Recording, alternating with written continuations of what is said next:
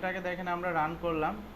এই জ্যাম্পে আমরা দুইটা অপশন, বাকি তিনটা অপশন কিন্তু করব না। ফাইলজিলা, মার্কারি, টমকেট, এইগুলা হচ্ছে জাভা, ডটনেট এগুলা নিয়ে কাজ করার জন্য। এগুলো আমাদের এখন জানার একদমই দরকার নেই, এগুলো আমাদের লাগবে না। আমরা হচ্ছে অ্যাপাসি অ্যান্ড মাইস্কেল এই দুইটা জিনিস রান করলেই আমাদের হবে। অ্যাপাসিটা সাপোর্ট দেয়, অ্যাপাসি রান করলে আপনার পিএসপিটা কাজ করবে, আর মাইস্কেলটা রান করলে আপনার মাইস্কেল ডেটাবেসটা কাজ করবে, মানে রান হবে। ওকে, তো এতটুকু থাকলো, এটা আমরা মিনিমাইজ করে রাখলাম। তো চলেন এখন যদি আমরা আমাদের এইখানে যদি লিখি লোকাল হোস্ট, আমাদের গতকালকে আমরা কি নামে ফোল্ডার ক্রিয়েট করছিলাম? আচ্ছা, লোকাল হোস্ট লিখে যদি আমরা দেখেন ইন্টার প্রেস করি, আমাদের htdoc যে জায়গায় আমাদের কাজ হয়, htdoc-এর দেখেন ফোল্ডারের মাঝে আমাদের যে যে প্রজেক্টগুলো করছি সেই প্রজেক্টগুলো আমাদের এখানে কি হয়ে আছে, এখানে লিস্ট হয়ে আছে। তো এই বিষয়টা আপনাদের আসবে না, হ্যাঁ, এই বিষয়টা কিন্তু আপনাদের আসবে না। এটা কিভাবে আনতে হয় আমি একটু দেখায় দিই। এটা আসলে সুবিধা, তাহলে আপনার সবসময় তো এখানে প্রজেক্টের নাম লেখা সম্ভব না। লিস্ট আসলে লিস্টের উপরে ক্লিক করলে আপনারা খুব সহজেই কী করতে পারবেন, ওটাকে দেখতে পাবেন। আচ্ছা, এইখানে আপনাদের যে বিষয়টা নিয়ে ই করতে হবে সেটা হলো যে আপনি যদি এইখানে যান সি ড্রাইভ, জ্যাম, htdoc, এখানে যাওয়ার পরে আপনারা ডিফল্ট হিসেবে যে জিনিসটা দেখতে পাবেন সেটা হলো এই ইন্ডেক্স,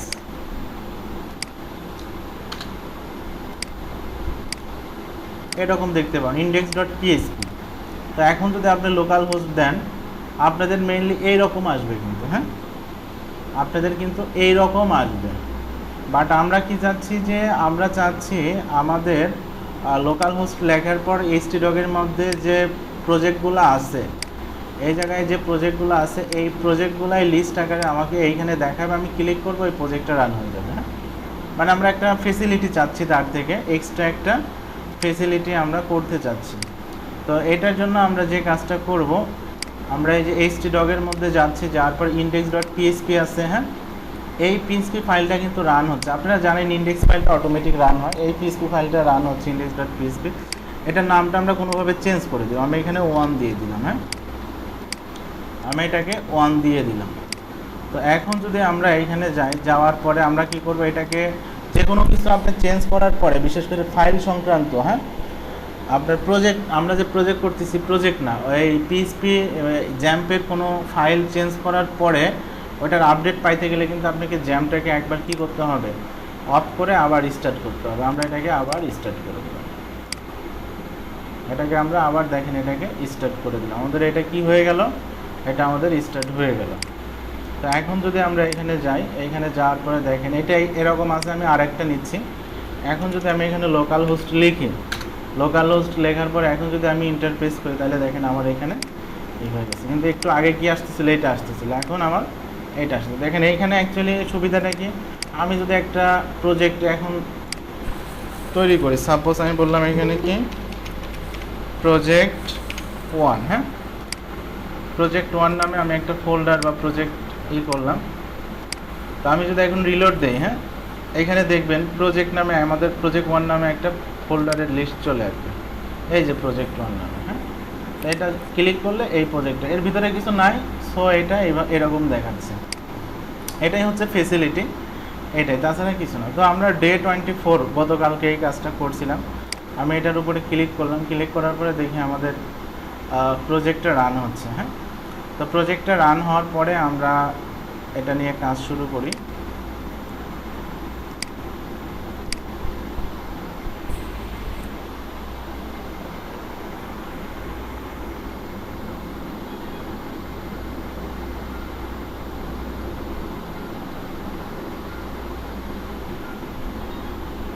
একটু সময় নিচ্ছে, বুঝছেন।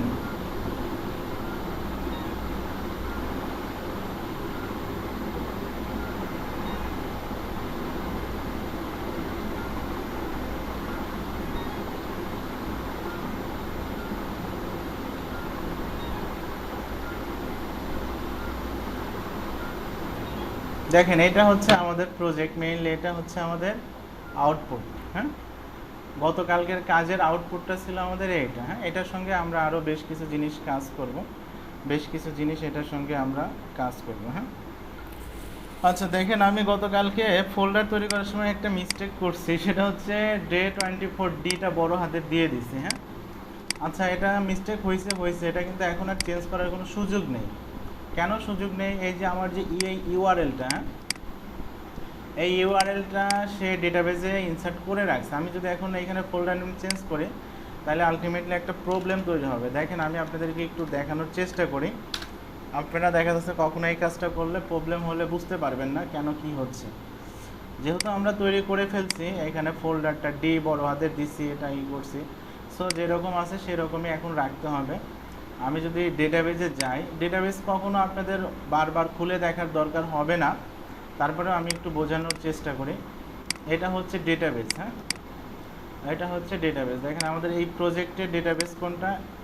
এই যে day24, এটার উপরে আমি যদি ক্লিক করি, হ্যাঁ, তাহলে যে ডাব্লুপি লিঙ্কের উপরে যদি যাই, ডাব্লুপি লিঙ্কস, আচ্ছা ডাব্লুপি লিঙ্কসের মধ্যে নাই, আমরা পাবো ডাব্লুপি পোস্ট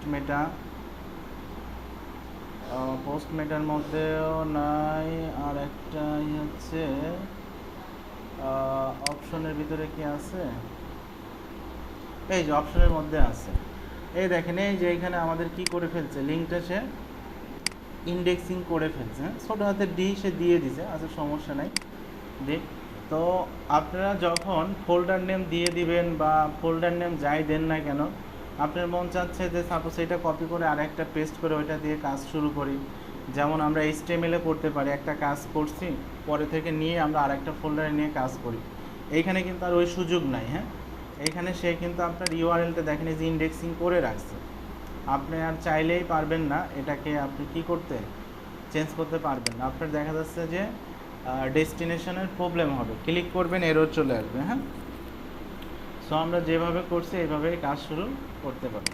এটা হচ্ছে আমাদের কাজের আউটপুট। এখন এইখানে আমি কি করব, আরও কাজ এইখানে আপডেট করব বা এখানে আমি আরও ভালোভাবে কাজ করব। তো সেই জন্য আমাকে যে কাজটা করতে হবে, এটার অ্যাডমিন প্যানেলে যাইতে হবে। কোথায় যাইতে হবে? এটার অ্যাডমিন প্যানেলে যাইতে হবে। এখন যদি আমি অ্যাডমিন প্যানেলে যাইতে চাই, তো সেটা আমি কিভাবে যাইতে পারি? আমি এটাকে কপি করে আমরা আর একটা নিচ্ছি, এখানে আমি পেস্ট করলাম। অ্যাডমিন প্যানেলে যাওয়ার জন্য ওয়ার্ডপ্রেসের ওয়েবসাইটগুলোতে আপনি এই ফোল্ডারের নামের পরে স্ল্যাশ দিয়ে, মানে আপনি যদি এখানে ডাব্লুপি অ্যাডমিন লেখেন, ডাব্লুপি হাইফেন দিতে হবে কিন্তু। হ্যাঁ, আপনি ডাব্লুপি অ্যাডমিন একসঙ্গে দিলে ভুল ধরবে সে। ডাব্লুপি অ্যাডমিন এটা দেওয়ার পর আপনি ইন্টার বাটনে প্রেস করবেন।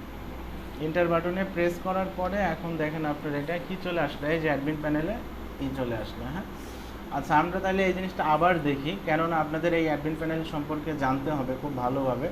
প্রত্যেকটা ডাইনামিক ওয়েবসাইটেরই কিন্তু একটা ইন্ডিভিজুয়ালি অ্যাডমিন প্যানেল থাকে। হ্যাঁ, আপনারা যে প্রতিষ্ঠানে চাকরি করেন বা পড়াশোনা করেন বা যাই করেন না কেন, যেমন আমাদের বাংলাদেশ, যেখানে যার একটা ওয়েবসাইট আছে, প্রত্যেকটা ওয়েবসাইটেরই একটা নিজস্ব অ্যাডমিন প্যানেল আছে, বুঝছেন?